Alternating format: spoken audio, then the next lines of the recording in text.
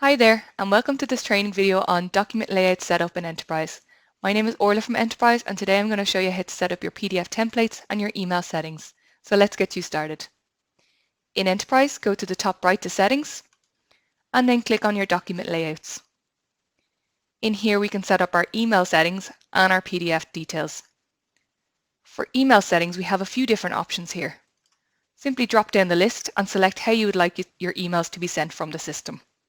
You can have it as auto, where the email will be sent as you save the transaction, or confirm where you will be greeted with a yes/no option at the point of save. Other options such as manual and disabled are available also.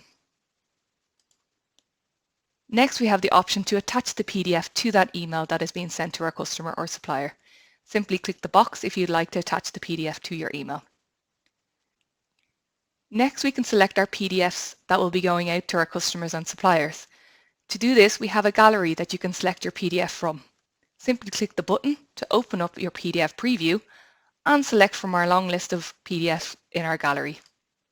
Once you have the one that applies to your business and you're happy with how it looks, simply click Select to apply it to your business.